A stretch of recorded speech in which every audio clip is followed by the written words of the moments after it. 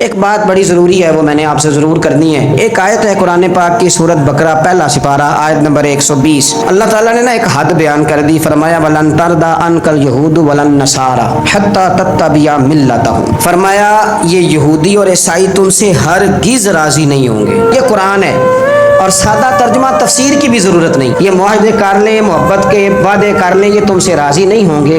کب راضی ہوں گے؟ حتی تتبع ملتہم، یہاں تک کہ تم ان کے دین کی پیروی کرنے لگ جاؤ۔ میرا جب پہلی دفعہ پاسپورٹ بنا تو میں نے سارا پڑھا، کتابیں پڑھنے کا شوق تھا شروع سے۔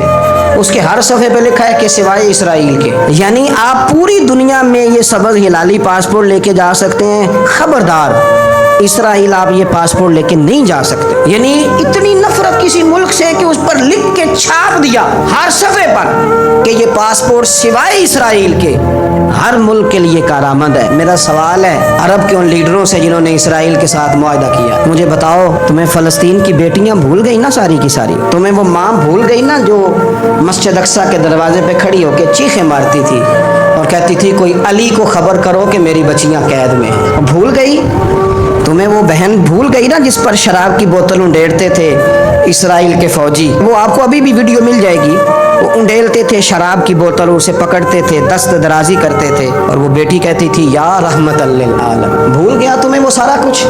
تم نے 1 منٹ لگایا اور تم معاہدہ کس سے کروا رہے ہو؟ امریکہ کے صدر سے؟ اتنا ظلم کیا تم نے، اتنا قاتل کے ساتھ معاہدہ؟ کیا سمجھتے ہو فلسطین والوں کا کوئی والی وارث نہیں؟ سنو، میرے رسول کریم صلی اللہ علیہ وسلم نے فرمایا میرا کوئی مالدار امتی دنیا سے چلا جائے، پیسے جائیدادیں چھوڑ کے جائے تو اس کی اولاد میں بانٹ دینا، لیکن اگر اس کے ذمہ قرضہ ہو تو میرے پاس آ جانا، میں اپنے امتی کا قرض ادا کروں گا۔ جس کا کوئی وارث نہیں ہوتا مدینے والا اس کا وارث ہوتا ہے، میں قرض دوں گا اپنے امتی کا۔ کیا سمجھتے ہو فلسطینی لوارث ہے؟ صبح قیامت نبی پاک تم سے سوال کریں گے، تمہیں اللہ کے حضور حاضری دینی ہے۔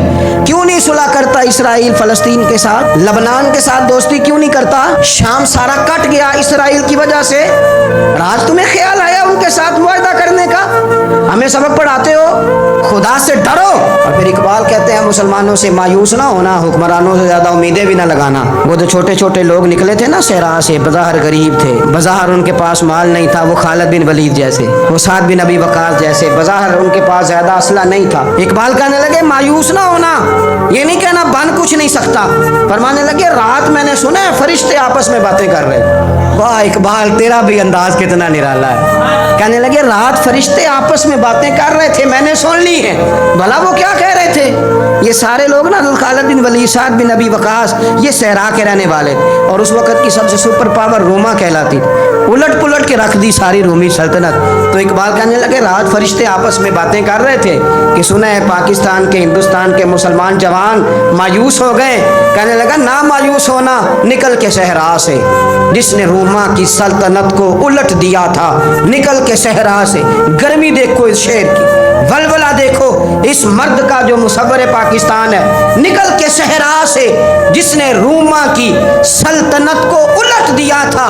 سنا ہے میں نے یہ قدسیوں سے، وہ شیر پھر ہوشیار ہوگا۔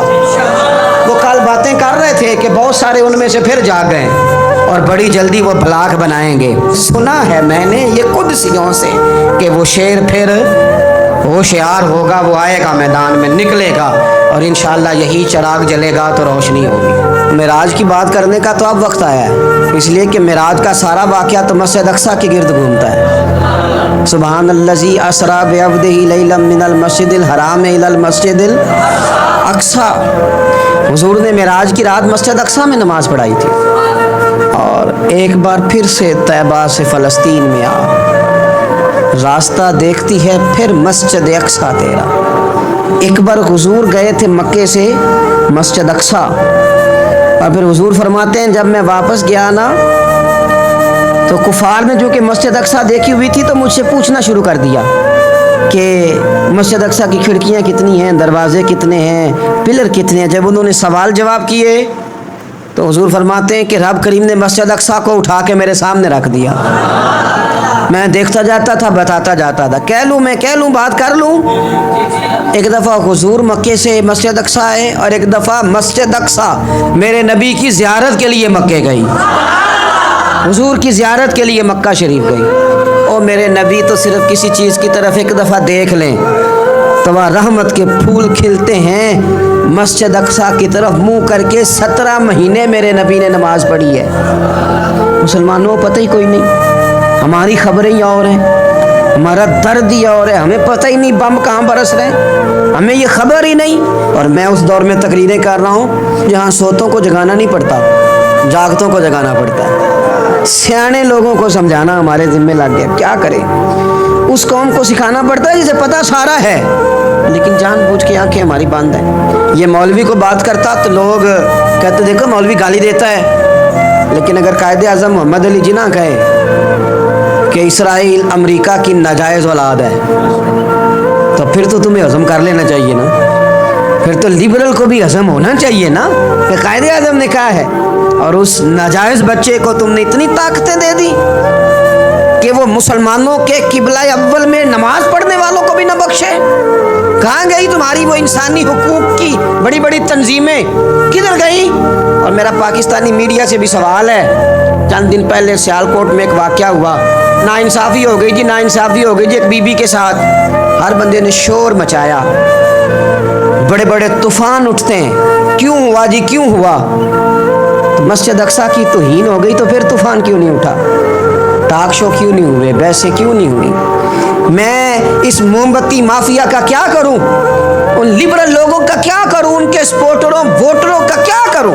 उन सियासी जमातों के कारकुनों को क्या नाम दूं कि जो इन फजूल बहसों में तो वक्त ज़ाया करते हैं। और वो मस्जिद अक्सा जिसके बारे में मेरे नबी पाक सल्लल्लाहु अलैहि वसल्लम से एक सहाबिया ने पूछा था, या रसूल अल्लाह मस्जिद अक्सा में नमाज पढ़ना कितना को बेहतर है बाकी नमाजों के मुकाबले में? तो हुजूर ने फरमाया 1000 गुना बेहतर है। बीबी अर्ज करने लगी, सोनिया मैं जा तो नहीं सकती, दिल बड़ा करता है। तो हुजूर ने फरमाया जा नहीं सकती तो वहाँ तेल ही भिजवा दे, जिसमें हाजिरी लगवाने की हुजूर बात करें जिस मस्जिद में।